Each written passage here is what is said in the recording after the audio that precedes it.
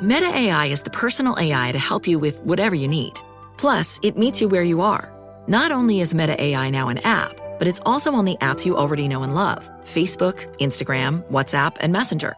Plus the Ray-Ban Meta glasses.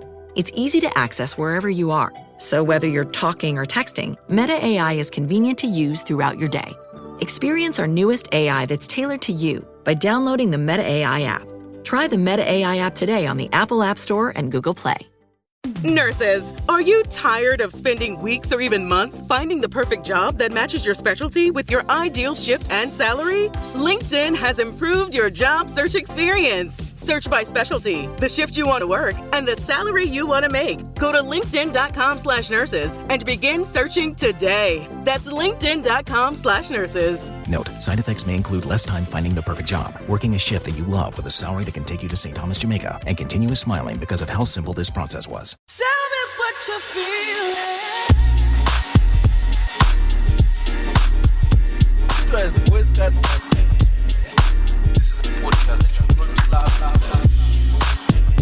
Hey, what's happening? This is your host Tinto, and before we get started on this week's episode, I'd like to give a shout out to everybody that got me coffees, and these seem to be a continuation of the birthday celebration coffees. So thank you. First up, I have Tandai.Jennifer. Thank you for your generous coffee. The angel commentary reads, I know I'm a bit late, but happy birthday, Tinto. Thanks, Tandai. Next up, I have TFC Zimoa. 5 generous coffees. Angel commentary reads, happy birthday. Well, happy belated birthday, Tinto. I had to come through with my overdue cheapo. And whilst you're cooking up some banger episodes, Chimbo Mama drinks Wango. You guys have been amazing, man, with the birthday coffees. I really appreciate you and love you all to bits. If you'd like to support the podcast in a similar way, please head over to www.buymeacoffee.com/Feeling Station and give as the spirit leads. Remember, there is nothing too small to support the podcast you've grown to love. If maybe the coins are a bit short right now and you can't do that immediately, you have a really, really good way of supporting me by heading over to wherever you listen to your podcast. I'm going to give Spotify as the example because that's what I use. When you go to the Feeling Station, go to the About section, hit follow, and then on top of that, rate the show. We're currently sitting on 808 4.9 star ratings, and I'm really keen to take this above the line. I really want to get into the 4 digits, and you guys are the only people that can do this too to help me out. When I look at the back end, I have just shy of 7,000 followers on the podcast, so you know the ratings I would like to very much match the same. So please, before you listen to this next episode, take a second to pause, follow the podcast, and just give us a 5-star rating. If you want to add some flour to the rating, please go ahead and do that. But just rating it goes a long way. Right, without out of the way, let's get straight into part 2 of Chasing I Do. You're going to love this. Is that a breakup? I think we have a situation right here on the Feeling Station. So as I realized my anxiety was starting to kick in, I decided I had to communicate this with my partner, obviously, because I had no other reason to be feeling anxious. I'd never experienced anxiety before in my life, and I thought it was probably because of the distance that we still had. And now with this broken trust, the distance that was comfortable before for like a year and a half was no longer comfortable. Because now I didn't know what he was doing. The fact that he was able to see someone at a train station who I'd broken up with him about on a virtual basis, I just thought, oh no, I didn't have peace of mind. So I'm communicating this to him like, hey, I'm feeling very anxious and please could you help me address it because this is the problem that you have created, respectfully. And he would pretty much just say, let it go. Like, you just need to get over it. Why are you holding on to the past? In order for us to move forward, you have to just let go of those mistakes that I've made. But mind you, he's saying I must let go of mistakes that he's made. But when I was having the argument with him in person on my birthday trip, he was saying that it wasn't even a mistake. And I had pressured him to, to end communication with that girl. And it wasn't something that he had wanted to do. And he didn't think he did anything wrong. So that's still playing in the back of my mind. I'm like, but you already admitted to not thinking what you had done was wrong in hiding your story and meeting this person. You were saying, oh, I can handle it. Why are you pressuring me? I should be able to do what I want. And now this notion of pressure is coming up again. It's now a recurring thing because going back to the social media, when he had reactivated his Instagram, and I'm saying like, oh, I can't wait for you to post me. Why are you pressuring me? So it's all these standards and expectations that he had put, or that I would become accustomed to in the relationship. All of a sudden, when I'm saying to him, okay, this is what I'd like to happen, it's now I'm pressuring, I'm controlling. Why am I doing that? I should just leave him to do what he wants to do. Yeah. So it was this very hectic. And at this point, I was so used to the criticism, and I hadn't even realized that the constant criticism had built up and broken down my confidence. Because like I'd mentioned, the first year was so good. And he would always point out how I need to communicate better. I need to be slower to anger. I need to address him in a certain way. Tinto, I can't explain. Like, he would always have something to critique me about. But because it was small, and because the relationship was generally good, I didn't think it was a bad thing. But now when the relationship was now bad and the critique was still the same, I realized, hold on, this person has been critiquing me this entire relationship, and I've been just adjusting. I've been adjusting. You say, okay, talk to me in a soft tone. I talk in a soft tone. Okay, but even when you're addressing an issue, say it to me not in a social setting. Say it in private. I say it in private. Okay, but say it when I'm in a good mood. I say it when I'm in a good mood. Okay, yeah. It was ridiculous. So you see what I'm saying? But because I loved my partner and I thought he was overall treating me well, I wanted to be a better partner for him. So I didn't see anything wrong with that. It's interesting you use the word partner. Is there any reason why you say partner versus boyfriend, girlfriend? It's just a generic question. I think, I don't know. I just do. Yeah? Okay, cool. Yeah. Yeah. So I guess I was hoping now that it was my turn to kind of critique him on certain things. Again, I was still giving him the benefit of the doubt. I wasn't thinking he was intentionally doing things to hurt me. I was trying to communicate and say, hey, this is how I'm feeling. It would be beneficial to me and give me peace of mind if I had a presence outside of just the post you made of me on your story when you were trying to hide it on your social media. It would make me feel better if you could alleviate my concerns about what you're doing now that I know that you can be lying to me. And everything was like, no, just let it go. Why are you being so controlling? I was like, what? This is crazy, And because of the constant critique, I didn't even realize how much my light had dimmed. So I was a very outgoing, bubbly person, very social. I think that's even what he was attracted to when he first met me, the first time we met in the country that we're from. And over the year, it had been like, oh, you shouldn't be going out as much. Like, all these friends of yours that keep on asking you to go places. Why? It's not a good look to do this. And again, what he's saying didn't feel wrong. Because I said, yeah, I am in a relationship. My partner isn't in the same country as me. I'm sure, of course, it would feel uncomfortable to know that, like, your girlfriend is outside and you're not there.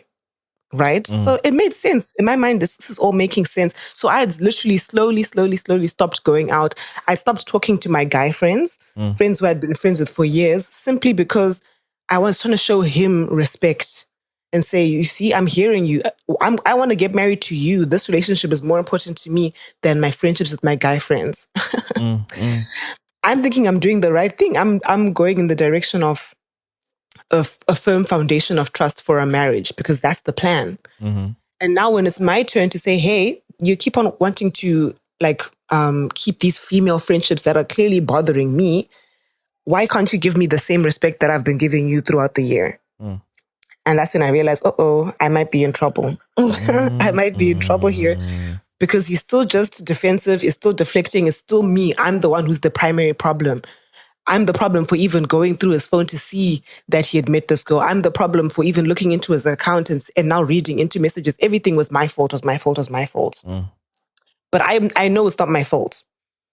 But again, I'm like, okay, it's fine. So essentially, he had said, let's bridge this gap of distance, apply for your visa so you can come here, and then at least you can address this anxiety of not knowing what I'm doing. You'll be in my same space. But I was hesitant to do that immediately because I didn't have any family in the country that he was in. So I was going to be 100% reliant on him. And if things went left, I didn't like that vulnerability, to be honest. I think maybe it was my gut telling me it wasn't a safe space. Because obviously, why would you not want to go stay with your boyfriend if you just know you can trust him and he loves you and everything is great? But I just didn't feel that, like, yes, oh my goodness, let me apply right now and let me just come there. I didn't feel that feeling.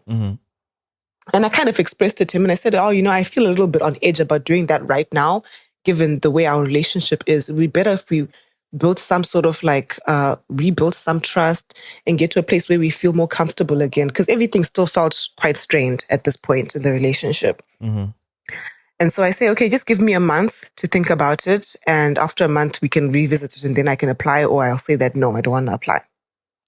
And if I don't want to apply, it means the relationship must end, basically, of course, because that was the situation at hand. And so he's like, okay, it's fine. But he's pretty annoyed at the same time, obviously, that I'm saying I don't want to apply immediately. And he's saying to me, like, I put in so much effort to even say, like, to get a letter from work, to get you an invitation letter. He made it seem like he'd done so much just to say, like, you can now apply, but I wasn't applying. And I said, okay, that's not my intention, but I obviously want to be in the right frame of mind to do this. This is a big deal for me.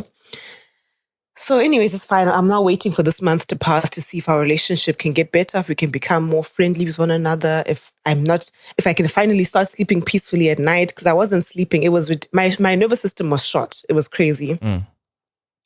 And he goes on a trip with his friends to Spain, right? It was a friendship trip. And whilst he's in Spain, I happened to have traveled to another country to see my friend for her birthday. And remember the connection that I had that he didn't like because the guy had liked me, which I wanted to use for business. So that guy was also based in the country that I'd gone to. Right. Me and this guy don't talk. It's not like we talk like, hey, how are you? Just catching up. We don't have that sort of relationship. And especially whilst I was in my relationship with Simbi, I was not talking to this guy because I already knew that was a problem. So I did not want to even ruffle any feathers or play that type of game. But the simple fact that I was in the same country as this guy triggered Simbi. I can't explain to you. One day we just got on the phone call on an evening. I will never forget this conversation. And he's like, to me, the reason why you don't want to apply for your visa is because you want to still be dating this other guy. Let me call him.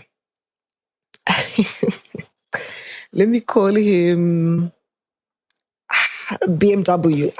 I don't know. Okay, fine. Yeah. The reason, so Simbi's saying to me, the reason why you don't want to apply for your visa to come here is because you want to still explore dating BMW. I know right now you're hanging out with him. I know that you're cheating on me with BMW. I know you're doing that. You're just being a slut. I'm not lying. When I say he said, excuse my French, I'm sorry for catching you guys off guard. Wow. That's what he says to me. Out of nowhere. When I say this came out of nowhere, I was stunned. I didn't understand what was going on this phone call. I'm even trying to say, like, whoa, slow down. What's going on? But by the time he now calls me the S word, I'm like, okay, what you're not going to do is get a chance to open your mouth and say something like that to me ever again. And so I hang up the phone. Oh, yeah. So even whilst this argument is happening, where he's irate and shouting at me over the phone, because he's on a trip with his friends, one of his friends or two, I can't remember, walk into the room that he's in and they say, hey, is everything okay? It was that bad. Imagine people are downstairs in the place that you guys are staying and they can hear you going in at me to the point where they have to come and say, is everything okay? So I think that's also what gave me like further embarrassment to be like, if he tells them that he's talking to me, they're going to be thinking, oh, so Kaino gets spoken to like this and this is where she stands. Do you understand what I'm saying? Like, I'm not saying that you should accept like abuse in private situations, but if you're gonna at least let it be private, publicly is crazy. Yeah. It's crazy. So I'm like, nah, I have to stand on business now, because one thing that's not going to happen is you think you can talk to me like that. Your friends think you talk to me like that. And I'm still here saying, yeah, I love you. No, that's not going to happen. So I get off the phone. I tell him, you are never going to speak to me ever again. And I block him. So he's still on this trip, right? So the first day after I block him, we have no communication. He sends me an email. I don't respond to his email. The second day, his sister calls me. His mom calls me. And they're like, please, Simbi said that he's so sorry and please forgive him. He just wants to talk. So I had never even had like a personal relationship with Simbi's mom at this point. You know, she knew me, like she had been introduced to me, but we weren't even on a texting basis like, hi, how are you? We were still very surface level, right? So to have her calling me saying that her son is crying and is begging her to reach out to me felt also embarrassing. Because again, I'm thinking, I don't want your family to think that I'm mistreating you and you have to go to these lengths to communicate with me. It was ridiculous. So he reaches out to his sister and his mom. They reach out to me and they say, please, can you talk to Simbi? He's very, very sorry. And something that was wrong about the approach came from the sister because she messaged me saying, hey, Simbi reached out to me. He's been crying and said that he really wants to speak to you. Please, can you unblock him? I don't want to know what happened, but please unblock him. When I think about it now, I'm like, why would you go out of your way to come and say to me that I must unblock your brother? And you even go further and say, I don't want to know what he did. I don't know. I found that a bit problematic because what if I'm really going through something crazy and you really just don't care? I get it. So that just kind of put a bit of a, it's obviously that's your brother, that's your family. I understand. But if you're going to be used, at the very least, understand what's going on. Because what if he's like actually out here abusing me? You don't know, but you're just going to say, oh, speak to him, please. He's so sorry. I don't know why. I don't know though, but he's so sorry. You want to know what he's sorry for? Like, what's going on? What stopped you from just volunteering that information anyway? I guess as well, I didn't want people to really know the negative things that were happening in the relationship because, mind you, again, at this point, I was the one who was wrong. I had so many negative like strikes on my name in the relationship. So even with the same sister, we had instances because we were in the same circle of friends, unfortunately, back at home with me and the sister. And there'd be instances where we're hanging out together and then Simbi would call me after and he'd be like, oh, so apparently you were being too cozy with one of your friends. And I'd be like, what? Where is this coming from? You'll say, oh, my cousin or my sister. Oh, yeah. I'm like, huh? But the thing is, we were all mutual friends. And I said, if I'm doing something in front of your sister or your family, surely you know that I'm not stupid and it means that there's no like harm. I'm going to hug my guy friends because I don't hug them and think, oh my goodness. It's not like we're out there caressing each other. Do you know what I'm saying? So I felt like we were weaponizing my friendliness. So at this point, I feel like people are looking at me like there's something wrong with me, the way that I am. My nature was now being questioned as being negative. Oh, you're so friendly. Something's wrong with that. Oh, you even have guy friends. Something's wrong with that. Oh, you even hang out with guy friends. People are not taking into account that I'm in a relationship where my boyfriend is not here. Was I supposed to just stay in the house the entire time? Was I now not supposed to have a social life because he's not physically there and only when he's in the country we can now socialize? Now my friends must all disappear. I'd already stopped communicating to my male friends over text unless we were saying, oh, let's hang out as a group. I didn't go on one-on-one lunch dates with my guy friends. I wasn't doing anything that I thought was disrespectful at all. Yeah. But still, just my presence around men, smiling, being happy, hugging a guy friend was all being weaponized and used as a negative thing. So at this point, because I also had an experience of her telling him that I was being too cozy with one of our mutual friends, I really thought, get into it because maybe you already think something's wrong with my nature as it is. So I just didn't express it, to be honest with you. Yeah. So at this point, I was now more aware that, okay, I'm losing my personality, my sparkle, what people were drawn to in me as a person was no longer there because I felt afraid to even be happy around male people. I felt like I had to be a serious face. I had to not become like a bad bitch, like you don't smile, you're so serious. And that's just not my nature. But I had to try embody that for the sake of peace. So yeah, that was the crazy situation. But I don't know why. I don't know what spirit came upon me, but I reached back out to him after his sister and mom reaches out to me and we start talking again. And he's apologizing and he's saying, I don't even know what happened that night. I was so drunk. And I think I was just triggered because one of my friends told me that you could potentially be cheating on me. And I found it so strange because I was like, why would one of your friends say that to you? Like, where is that even coming from? Because I didn't really have a personal relationship with his friends. So he had a personal relationship with my group of friends because he had come to the country that we're both from, and we'd spent time together around my friends. I was very intentional about that, introducing him to my guy friends. So he'd feel more comfortable if I say, hey, I'm hanging out with Tadiwa or Tatenda, like my guy friends. He would know them. He's met them. He's seen how we interact. There's a bit more ease of mind knowing like, okay, it's not some weird thing. But I didn't have that relationship with his friends because they were all based abroad where he was. So I was kind of trying to communicate to him that it was also important to me to get to know his female friends because he had female friends that he would go for dinner with all the time. So I'm now clocking the double standard as well.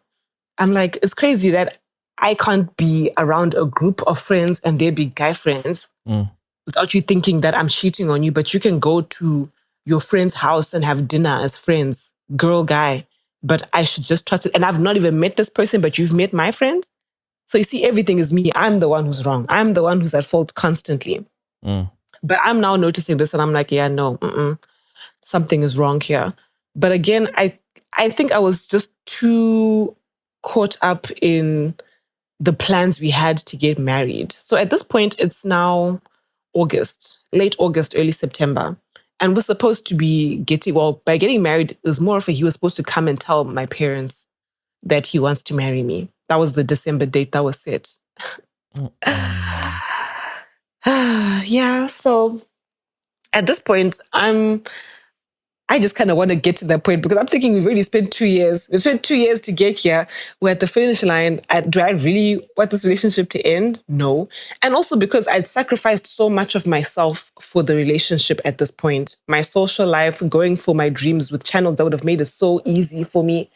Or because this was the long-term plan to get married. I was going to move there. That was my plan. So to just let it go, I was having a hard time doing it, I'll be honest. And I can't blame anybody but myself for that. I think I wasn't sure now about changing the plans. I didn't feel comfortable with doing that. And I think he became confident in knowing that I was determined to just make it to the marriage date, that he was no longer interested in trying at all. But this was all the reason for you to back off and then make him actually try harder. So I don't know. Do you know what that sounds like to me? It's one of those scenarios where people are in a relationship and say, I've put in 5 years of my time. I can't stop now. And then they hang around and they add more time to something that's not working. Yeah. It kind of, it feels counterintuitive. It's just like being on a train to go somewhere and you're going in the wrong direction, but you say, I've been on this for so long, I might as well. But what happens is the journey back is going to cost you more the further 100%. Out you go. And it just kind of feels like it in this situation.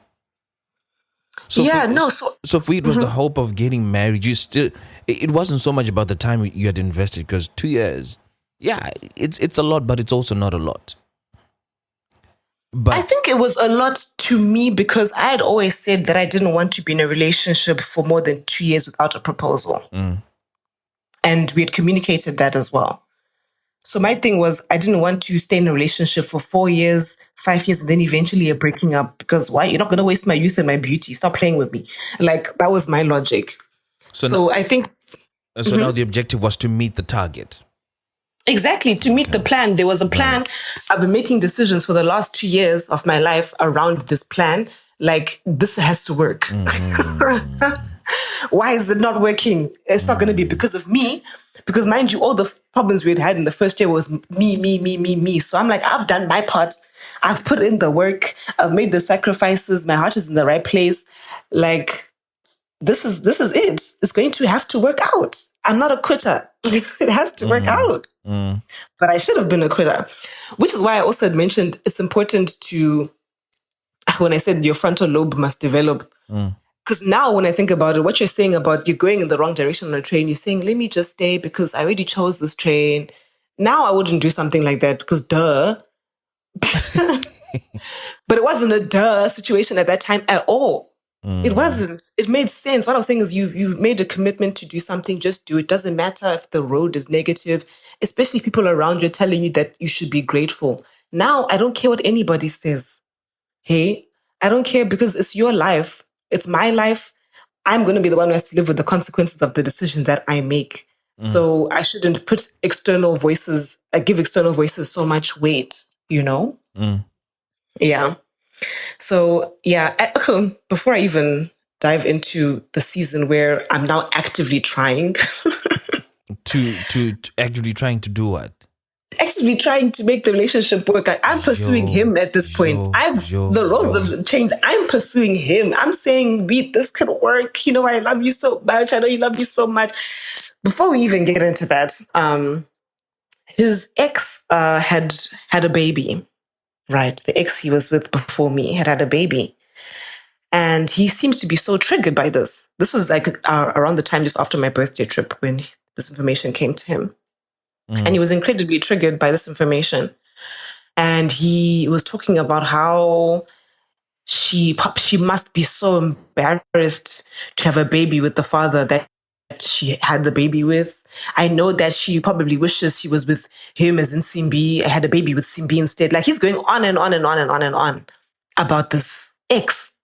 And I'm like, why are you so bothered? It almost seems like you're still in love with this girl. And I said it like that because it had been 2 years of us being together. Your ex has a baby and you're so bothered. I don't understand why you're so bothered. And he's like, because she was just so crazy. She put me through so much. And I was so gracious with my time.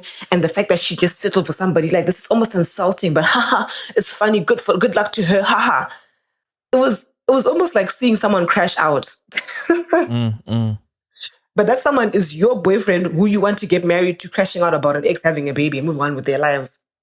An ex that was so crazy. Like, why do you like, But again, I'm just focused on, let me focus on my relationship. Whatever's happening there is none of my business. Whatever. Let him process his feelings, however he wants to process them. But all I know is, honey, I love you. Simbi, I love you. Let's get things back together. Okay. So now I'm pretty much pursuing this man after he's called me an S word. Yes. After I've had to basically ignore the fact that he's insulted me in front of his friends. He's had his family reach out to me. He's not addressing my anxiety. But I just think, okay, there's only 3 more months until we're meant to get married. Let me just see it through. Let me just push. This is the last stretch. Let me just push. So I'm actively saying to him, oh, hi, can we get on a call? So he was someone who had always led the relationship. He was always the one calling, always texting. The flowers that were no longer coming consistently. Let's also point that out. Every 2 weeks, flowers were no longer happening. And maybe, like, let's say he doesn't send flowers in a whole month. I would say, like, oh, my room is missing some flowers. Then he would do it. But again, people know what they're doing. I'm aware that there was a decision to not send me flowers in 2 weeks, obviously. Because how can you do something for over a year and then all of a sudden you just forgot this time? No, let's be so for real. Right? So I'm thinking, oh my goodness, I'm actually losing him. He's not even trying to make effort anymore. He's not getting me flowers. He's not trying to call me. No ways. This is the finish line. It can't be happening now.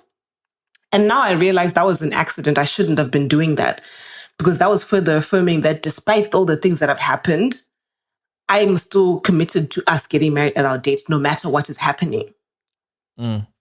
And he grew further and further distant from me. More and more distant, more and more cold on the calls. Like, he's bored. He would still call me. We'd still talk, but he's bored. It's like, yeah, it just, I felt like I was pulling teeth trying to have a conversation with him. I remember distinctly, like, crying on the phone and saying to him, like, how did we get to this point? Like, you're supposed to come to my family on the 3rd of December. Like, what's going on? And he's now saying to me, I want us to get to a point where we are happy before I even come do that. Because we aren't happy right now. This is something that I had said to him when he was saying I should apply for my visa. Like, oh, let's get to a place where we have better understanding and we're more peaceful. We can get along. Right? But now he stopped trying to get along. He stopped putting in the effort. He stopped pursuing me in like a romantic way. He's just now listening and receiving me. I'm pursuing him. And he's like, yeah, no, I actually don't want to come like to your family on that date because we're not happy. And I'm like, what am I not doing? What am I not doing that's not making you happy? Communicate what it is that you need me to do. Like, I'll do that. And he's like, I don't know, honestly. It's just the way that I feel. I just feel that way. So yeah, it was a terrible, terrible time. I will be honest. And so September, October, November. Terrible how so? In that your plans, where you could see your plans for getting married crumble? Yeah, they were crumbling. And because I was still in a relationship with him at this point, but it's a cold relationship. I can see that he's not showing me the love he used to show me, but I'm still here.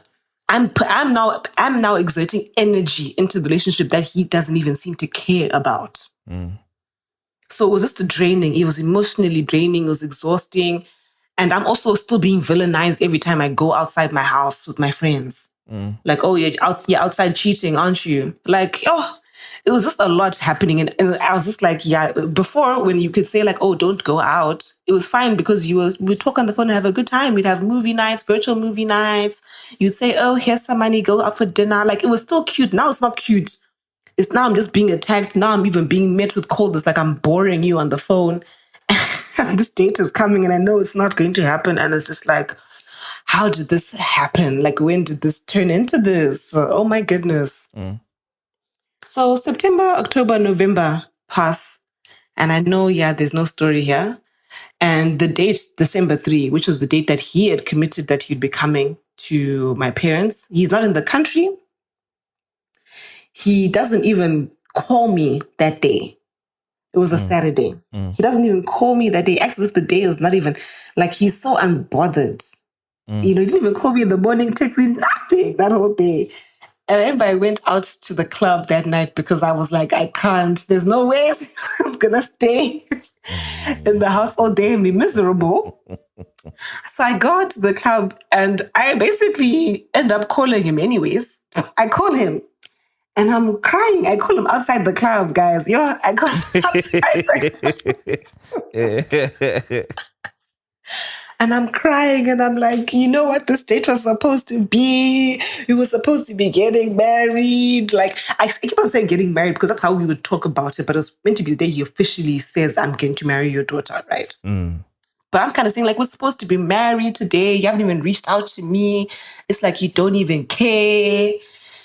So I'm crashing out and crying over this phone call at the club. And he's like, I've just been busy. You know, it's not on purpose. I'm not trying to hurt you, but I've just been busy with my day. But I'm going to be in the country next week. So we can talk about it. So mind you, I had not seen him since my birthday trip to December. So that was also the longest period of time that we had gone not seeing each other because he was coming every 2-3 months for like a year and a half, mind you. Yeah. And then now when things start going left, it's almost like as a punishment. He's like, I'm not coming to see you. I'm going to let the time go. And because I know if he wanted to be in the country on December 3, he would have been. He just chose not to be. And that was something that I had noticed in him in smaller ways, where if I upset him, he would do things that were hurtful. Like he would withhold his affection, withhold making calls, withhold saying I love you. And I'd mentioned it to him, like, I feel like when you're upset with me, you do things to punish me. And he'd say, no, I'm not trying to punish you. You just say, no, that's not what I'm trying to do. I'm not punishing you. I'm not punishing you. And this 6 months that we had gone of not seeing each other felt like a punishment because firstly, you're being cold to me. You've been attacking me, insulting me, and you won't even come and see me. Okay, like, but again, I'm just thinking, let me stay on my best behavior. I'm so scared. I want to make sure that I'm faultless. I don't want anything to be pointed out about, oh, it's me, but see what you've done. Again, you're not helping this relationship. So, okay, fine. He now comes to the country. He comes back home. And I say to him, because in my heart and in my gut, I knew that in that 6-month period, him being so cold to me, him not being affectionate, him not being as consistent, I knew chances are pretty high he's been entertaining somebody else. It's pretty high because I wasn't born yesterday. Because how can your affection be so strong and so powerful for a year and a half and then all of a sudden out like a light? Huh? Wasn't making sense. Like, what's going on? And so I basically say to him candidly, if you've been talking to anybody or seeing anybody, I want you to stop. And he says, okay. He says, okay. Yeah. He doesn't say, no, I haven't been or anything like that. He simply says, okay. No further explanation, nothing, just okay. And I'm like, all right, good night. And then this conversation happened when he had dropped me off at my house. So then I go back into the house. And then the following day, he had planned us to go for like a romantic dinner. We go for this romantic dinner. And, oh yes, sorry, again, during the 6 months of him being called, I no longer had access to his Instagram. He had changed his password. He had changed his password, and I could just see his following count going up. Like, of course, like I'm a girl, guys. Sometimes you check these things. If I can't go and look in the DMs myself personally, I'm gonna at least see who are these new followers. Who are they? And they were always girls, okay? They were always girls. All I'm trying to say, they were always girls that were the new people that he was following. So I'm assuming one of these girls must be the girl that you've been talking to. Because what? And he still hadn't posted me. He posted me that one time on the story after I'd caught him receiving compliments and being flirty. That was the one time that he had posted me. He never posted me on his feed or anything like that. So, okay, it's fine. So now when the following day, we're having our romantic dinner. I say to him, so who was the girl that you were dating or you were seeing in this past 6 months? And he tells me, I think because I'd now mastered how to talk to him so that he can be receptive to me, it was meant to be packaged in not an attacking way. So more of like a conversation and more caring. It's like, so I was kind of saying like, oh, I know that we're going to move past this, but I am curious to know who it is that you've been talking to and, what might have attracted you to them so I can maybe improve those things myself. This is what I'm saying. I just want to get the information as well at this point. Like, I want to know. Yeah. But I was just waiting to hurt myself. That's all I was doing. I was just preparing to hurt myself. And he tells me the girl he was talking to, and he says, but like we were never dating. We just like were hanging out, and I was being flirty. I know that, but like we never did it. Like we weren't intimate or anything like that. I only kissed her one time, and we stopped talking like 2 months ago. This is what he tells me. So I don't buy it for anything, but I say, okay. And then now, whilst we're driving back home, I'm like to him, can I please see your phone? Because now I know the girl's name. I was going to go look for the chat myself to get confirmation. He gives me the phone and I'm like, what did you save the girl's contact as? Because I look for the contact, like for the name that he had given me. Let's say the name was Sarah. Yeah. Right? I'm looking for Sarah in his contacts and I can't find a Sarah. I'm like, what did you save her as? He takes his phone. The name is Sarah. Sarah starts with an S. Yeah. He opens his contacts, which is at A. He scrolls a little bit. I'm watching very intently. He scrolls a little bit. He doesn't even get to B and says, oh, I deleted her number. So at this point, I know you're lying. Now I really know you're lying. What do you mean? You couldn't even scroll to S to make it believable. You just went up and down around the A and said, oh, I deleted her number. So I'm like, oh, okay, that's fine. Can I have your phone? So he gives me the phone. He's driving. And I just now I go to S, looking for maybe there could be a nickname. And lo and behold, there was a nickname. They say the S was like sassy or something. Oh, right. Okay. Yeah. So instead of being saved as Sarah, she saved as sassy with a heart. With a heart. With a heart. My name was Kaino. Full stop in this context. My name was Kaino. Full stop. And we have sassy with a heart. Yo.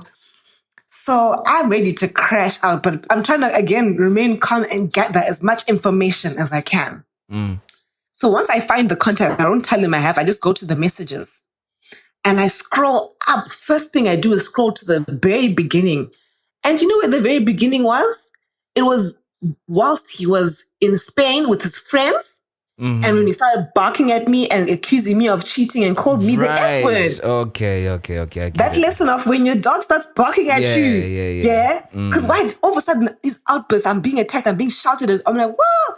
He was already having a conversation, a romantic conversation with this girl months ago. So I'm like, wow, this has been happening for months. Months? That is so crazy. And then I scrolled to the beginning because obviously there's too many messages. I can't read all of them. I'm just trying to get as much key stuff. I'm seeing that the nickname that he used to call me, I'm going to say it. The pet name that he had given me was Pretty Mama. When I saw him call that girl Pretty Mama, I crashed out. I crashed out. Because then you guys are on the same level. There's no distinction. In fact, she might be a little higher because at least she's got a heart next to her name. She's got a heart next to her. Yeah, she's got a heart next to her. My name is just Kaino. You're calling her Pretty Mama. The affection that I was lacking, but I told you he's not being affectionate to me in these months. Yeah. He's being called, all the affection that I was used to receiving, it's being directed to this girl. And yet in this entire time, he's not like, he wasn't ever candidly saying to me until like a month prior that we're not going to get married. He said, that's what I want. I want us to get to this happiness. I want us to be happy. I want us to be happy. And yet I can see you didn't want that because you weren't even investing the energy. I was thinking maybe you're overwhelmed with the life. But here you are actually so happy with somebody else, having great conversation, you're going on dates and all of this, that, and the third. You're having a grand old time. It's me who's been suffering the cost. But, I must work to make you happy so that you can come to my parents' house and say you want to marry me. So I crash out and I'm like, you are crazy. You've made me think this entire time that is me. And yet this is what you're doing. This guy swerves the car out of the road. Hey, guys, the drama. He swerves the car out of the road and he starts shouting at me. You're always looking for a problem. You're always looking for something. What's wrong with you? Why are you so crazy? Because I'm crashing out, right? I'm crazy. I'm crazy for finding evidence of the content that you said you didn't have. For someone who you said you stopped talking to 2 months ago, mind you, the last date they had was on December 3, the day that he was supposed to come to my parents' house. Bruh. You can't make this up. I couldn't, which is why I'm crashing out because I was like, you hate me. You must actually hate me. Because wow, no sympathy, no care. Like like what? I was actually stunned. I was more in shock to realize that this is actually what's been happening. You can have a gut feel, but when you get confirmation and you see the extent, it's different. It's like whoa, whoa. This is crazy. So I'm crashing out. I'm pretty pissed off, and it's so funny. Where he had swerved the car off of the road, his sister happens to drive past us and she knows the car that he drives. So she stops the car. And because, again, I'm already afraid to speak anything negative because I'm the one with the problem, I literally just smile. And she's like, how are you guys doing? Fine. Although I've just discovered this guy has been cheating on me. Fine. Smile. Yeah, hey, what a mess. And she's like, okay. And then she just drives off. It's fine. So at this point, I am feeling like I'm done. I'm done with him, but he's villainizing me. I'm the villain. I'm the one who's the problem. I'm the one who's crazy. I'm the one looking for problems. I'm the one. So because I'd said to him the day before, let's just don't talk to her ever again. He's like, I'm not talking to her ever again. I'm not talking to her ever again. So like you told me yesterday, I'm not going to do that. So why are you still talking to her? Why? And this guy, his name is Simbi. He used to go to the gym. He's a big guy. He's scary. I'm not going to lie to you. No, if that guy was to drop a clap on you, you're finished. Like, he's big. So even him shouting, it's a scary situation. Like, even if you haven't done something, it's just terrifying, to be honest. I just didn't like it. I was thinking, dang, I'm supposed to be like the love of your life. You're supposed to protect me. And this is how you want to talk to me. And you are clearly the one who's more powerful in this dynamic. Like, why would you even feel like you want to do that? So my whole perception of him is crumbling before my eyes. I realized this is not even the person who I thought it was anyways. So if he can lie to me for months, deceive me for months, treat me like this for months, and he's even going to raise his voice at me like this, yeah, no, get somebody else to do it. So I decided, no, I can't do this with you. I'm gonna have to break up with you. We can't do this. Let's break up. And he's like, fine, fine. He drives so fast, so reckless back to my house. Like when I say the element of fear tactics he used was so strong because he wouldn't do anything crazy, but he would do things that are scary, you know.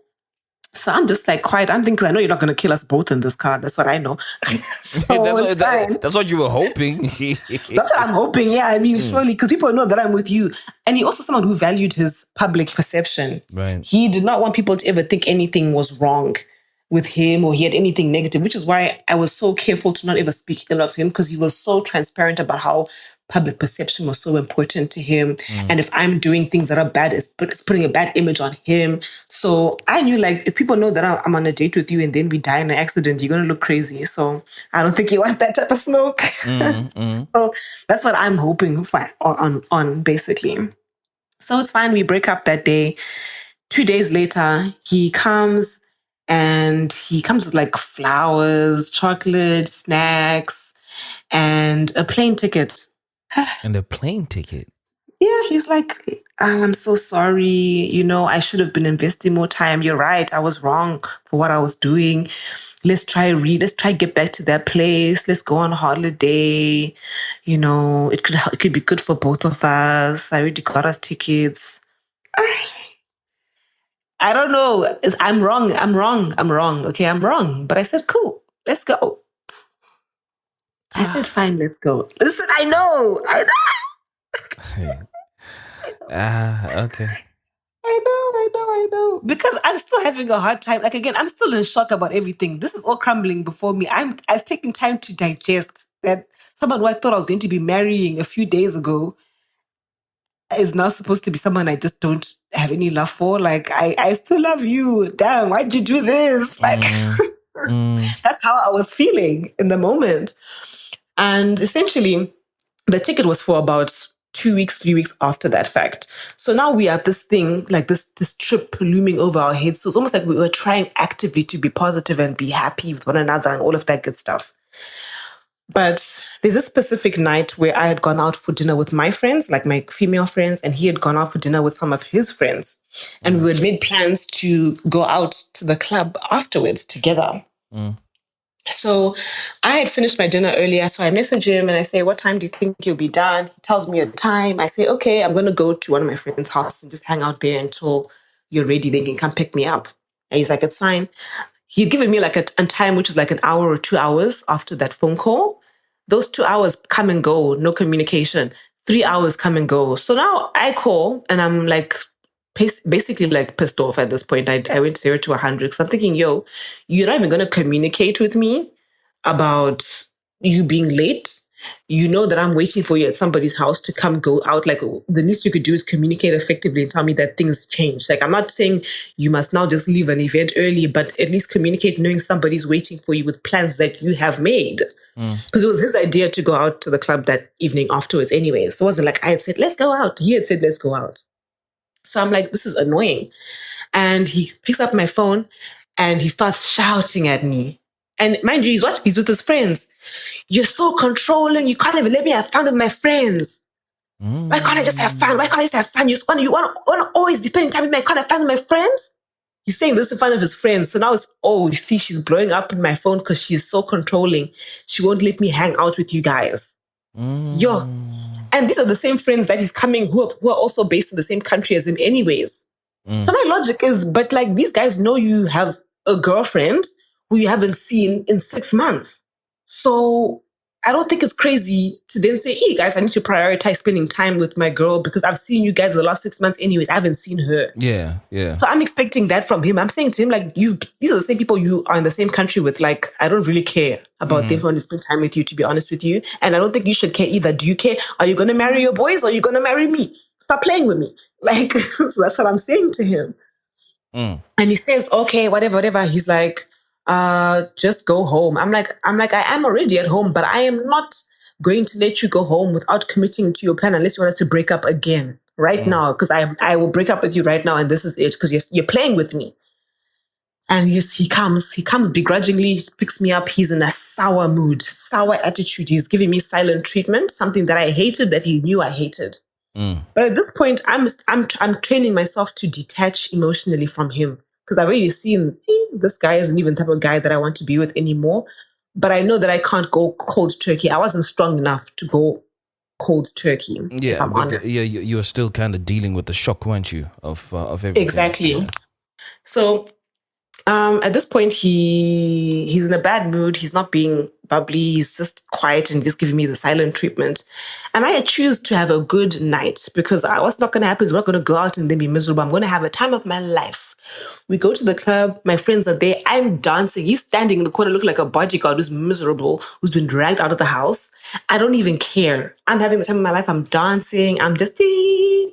everything is fine. Eventually he says, oh, I want to go downstairs. I'm tired. I say, okay, it's fine. Let's just go because I'm going to be a good girlfriend. And because you're not feeling good, it's okay. We could end the night here. I'm considerate. Let's go. We go downstairs when we're walking towards the car and a friend of mine's friend calls me from their car.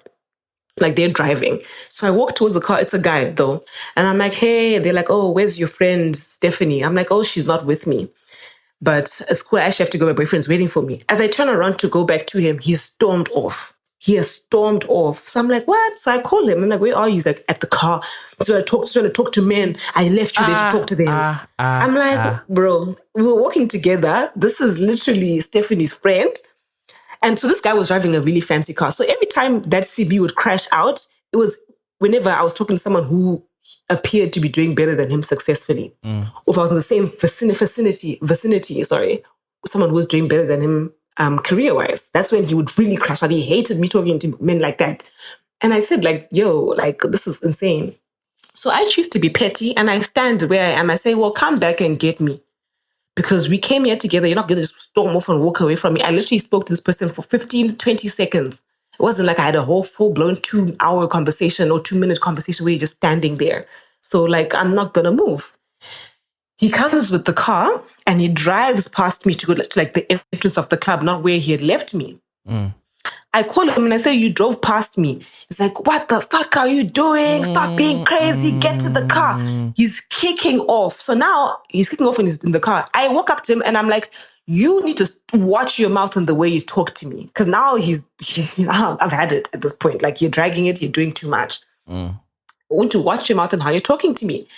And now I get the security guard involved. I'm like, Mukoma, if I say I'm waiting by, let's say the place was Zimoko. If I'm saying I'm waiting by Zimoko, where is Zimoko?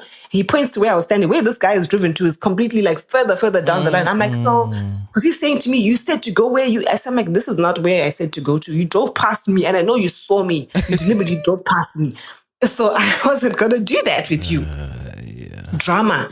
We get in the car. I get in the car, sorry. And he drives to like the end of like that street, let's say. And we park the car and we're talking and he's upset.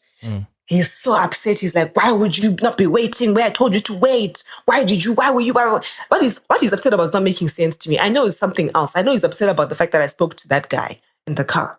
I know that's what he's upset about, but he's not saying that. He's saying, I'm upset because you told me to come where you were and you weren't there. And I'm like, but I was there. He's like, okay, but when you saw the car, why did you have to make it a big deal? Why couldn't you just come to the car? I said, okay, fine, you're right. I apologize. I should have not been so petty. But did you have to raise your voice and talk to me like that? Well, you made me angry. I'm like, yeah, okay. But, okay, so I'm apologizing for my wrong. Can you apologize for your wrong too? No, because why would you do that? Why would you not be standing where I told you to stand? And at this time, when he's kicking off, one of his friends drives past with their girlfriends. And they're like, is everything okay? Because they can see things are tense. And I'm kind of like, yeah, no, it's fine. He's like, no, like she's just doing too much.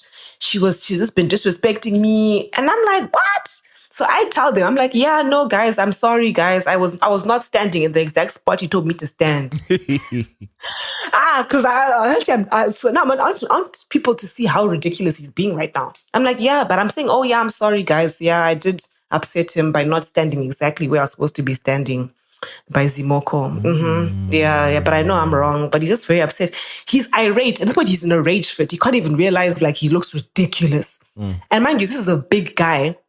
He's the big guy. I'm sitting down like on the curb now, speaking calmly saying, guys, yeah, I'm sorry. It's my fault. It's my fault. This guy starts charging at me. He charges at me as if he wants to swing at me, but he doesn't swing. And the friend gets out the car. The guy gets out the car and says, whoa, whoa, whoa, calm down, calm down, calm down, calm down. And they're like to me, I think you should come home with us. We'll take you home. And I'm like, no, this man fetched me from my house. He's going to take me back to my house. So I want him to face what he's doing. I don't think it's fair for him to have all of this tension and someone else must deal with his mess. He must deal with it. And then they, after like basically almost pleading with me to leave with him, they say, okay, we're just going to leave. We're going to leave you guys, but please be safe. Let us know when you get home. I'm like, it's fine. I will. This guy, Simbi, starts crying. He's crying. He's crying. He's crying. I've never seen him cry before in my life. In the 2 years we've been together, I've never, ever, ever seen him cry. He's crying because he got so angry at me for not standing in the road. This is not what love is supposed to feel like. He's crying, he's saying this. This is not what love is supposed to feel like. It shouldn't be like this. It shouldn't be like this. At this point, I'm amused because I realized he's crashing out and he's psychotic and I'm actually good. I don't want no parts with this. This is insanity. He takes me home. He's crying. He's expecting me to give him a reaction, to be talking, because I always do that. I'm quiet. I don't say anything because I'm like, no, you've shown yourself and I don't even think I want to be with somebody like this. Yeah. This is too much. Yeah. So just to fast forward and get to the point of the final, we do end up going on this trip. But it was important for me to get commitment from him. And I'd always communicated that. Because I said, because the date you had given me was December 3, fair and fine, the date has come and gone. But I would not feel comfortable with you leaving to go back to the country you're working in without you giving me a tangible commitment. I need something like that to know that this relationship can work. Please. We go on this vacation that he has booked us. It comes and goes. He doesn't give me any commitment. Any commitment. I ask him why he's not going to give me a commitment. He says to me, well, because I just feel like we're not even happy anyways. Why are you forcing me? I must do it at my own time. You're so controlling. You're still the same. You need to let go of this controlling behavior, Kaino. You need to stop. I have tried to break up with this guy about 2-3 times at this point. He keeps on holding on to me. I'm saying you need to give me that commitment, that security to feel comfortable. But that's so controlling when I tell you, like, hello, you agreed to it, but now you don't want to do it. Okay. It's fine. We get back to the country and he leaves to go back to the country he works in. And I break up with him. And I mean it this time. I mean it. I don't reach out to him. And I think he was stunned because before we had broken up, but like if he sent his family, I would come back. He sent his family. He sent my family. He messaged my mom, my sister, my brother-in-law, his sister. Everybody was coming at me saying, please, why are you doing that? He's crying. Why are you doing this to him? People don't know what he's doing to me. All they're hearing is him crying and saying like, oh, she's not talking to me. Oh my gosh. I don't budge. I say, I'm so sorry. I'm not doing that. I'm not reaching out to him. This is in the January when I cut off communication with him of like the time. And my birthday happens to be in, let's say, okay, it's in March, whatever. Okay. Yeah. He comes back to the country in March, gives me a ring and says, I want to be with you. We aren't together. We haven't been speaking this entire time. Long story short, I didn't say yes to him, but we tried talking again. Then we went on another trip a few months later where he formally proposed to me down on one knee with a different ring. He got another ring. There was photographers. There was a musician. It was a whole setup. And I felt pressured to say yes. I'm not going to lie. And you said yes. I said yes. But deep down in my soul, I didn't want to. And the next day, I pretty much told him, this is a mistake. The next day, I said, this is a mistake. I don't feel happy. I don't feel comfortable. I don't want to do this. And essentially, he was like, so why would you, like, why would you tell me you wanted commitment? I said, I told you I wanted commitment months ago. I wanted a commitment from you when you had promised me commitment before you went and cheated on me for 6 months. Like, don't you think that why would I be happy now? It's almost felt like he's giving me a shut up ring, right? You've been talking about wanting to, you were mad for so long that I didn't come to your family. So I'm finally doing it. I'm like, you're finally doing it after you've wet the bed. Like, you think I still want this ring from you? Yeah. I couldn't understand why in his mind he thought that I would still be like, oh, yes. I'm like, yes, this is exactly the ring. And he got me the dream ring, my dream ring that he knew I wanted. He got me that ring. And I was like, this is everything I would have wanted before you cheated on me, before you called me a slut, before you went up and down and insulted me and were just doing whatever you wanted with me, like it doesn't matter. I don't want it now. Can you not tell? You can't see that? And that was the last time that we broke up. Unbelievable. As I was listening to this and just running through some of your lessons, one of the things that kept on, coming at me, and I hate to say it because it doesn't have a pleasant association with it on social media and within people's circles and blah, blah, blah, blah, blah, blah. But you really wanted him to be the one to pick you and say, let's do this. Because at some point you started pursuing him, even though you had every reason under the planet to actually leave. So this story feels to me like it's got two layers. One, in which the experience that you had and the desire for you to get married drove you to accept bullshit. Yeah. Right? That is on you. And then the second bit is, obviously this guy knew that he had his finger wrapped, he knew that you were wrapped around his finger, and he took advantage of that. And then had zero accountability for his actions towards himself and his actions towards you and his actions towards other women that he was messing about with. So it actually feels like it was a recipe for disaster anyway. It's a good thing that you're out of it. I know. I feel like I've got my light back. Yeah. Slowly but surely I've been getting my light back. So, yeah. Kaino, sorry about this, man. Just bring back your lessons. Number one, if something feels off, it's off. Don't convince yourself, not because you don't understand it. And for a lot of people, you genuinely don't understand it. I've been in a situation like that before, where something was blatantly off. But because it was new to me and it was unexpected, I didn't know how to deal with it. So that I can relate to. And, I think we also kind of need to give ourselves a little bit of, kindness and grace to ourselves when we're confronted with situations whose skills we've not been equipped with to deal with. Now, I know if I was dealt with the same bullshit, I'd be like, I've sack. Yeah, trust me, exactly. Quite quickly, because I now know how to deal with it. Then number two, you'll regret shifting your boundaries for someone, so don't, 100%. And then number three, don't plan your life around a man until you're married, no matter what.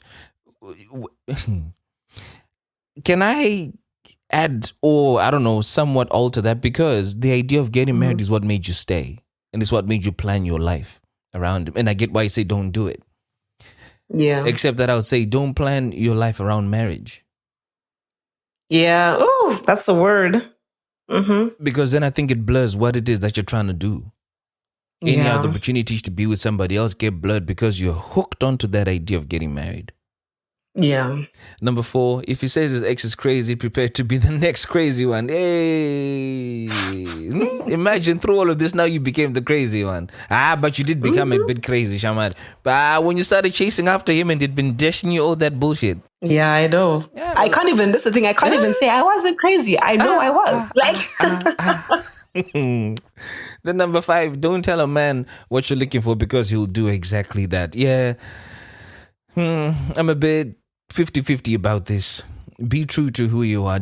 Make someone know exactly what you stand for, what you want. And then link it in with your boundaries. Don't shift your boundaries for someone. Be very clear what you want. And if somebody doesn't meet it because it's outside your boundaries, then cool, out.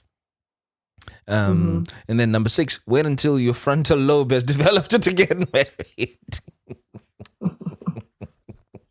What development did you need here? I mean, now looking back, I think that I was being love bombed. Yeah. The immediate affection, everything being perfect. Here's the location. Here's the my social media, I'm off social media. I want to be with you. And he told me he loved me like within a month. Like, I want to marry you. Like, in 2 years, we're going to get married. Like, everything was perfect. Like, too much. Where it's like you hold on to it for so long because you're like, but everything was perfect. Perfect. Now it's like slow and steady wins the race. Yeah. Gradual improvement is healthier than a bomb of greatness at once. Because why is it a bomb? I agree with that. Totally agree with that. And then last but not least, if your dog is barking at you, someone else is feeding it. It's so funny because, again, I can relate to this from an early relationship back in my early adult years. This girl was constantly barking about the smallest of things. I bumped into an email that she sent me a long time ago on my actual birthday. And she pretended she didn't know how to speak or understand Shona. And then on the Facebook post, somebody said, "Happy birthday, Mudiwa." And these are really good friends of mine in fact, it's family. It's not even friends, it's family. And the question was, "Oh, what does Mudiwa mean?" So, okay, being the girl who didn't understand, Shona explained what that meant. She's like, "Oh, so why is someone calling you that?" And she went off on a rant. Only to then find out that it's because on that particular day she was actually meeting up with her previous ex for them to have some fun, and she was using it as a get out of jail free card, not to spend my birthday with me. Yeah. So if if your dog is barking at you, someone else is feeding it. Say less. Say less. Well, you guys have been listening to another episode of The Feeling Station. I'm your host, Tinto, and we will catch you in next weekend's episode. Hey. Tell me what you're feeling. Tell me what you feel.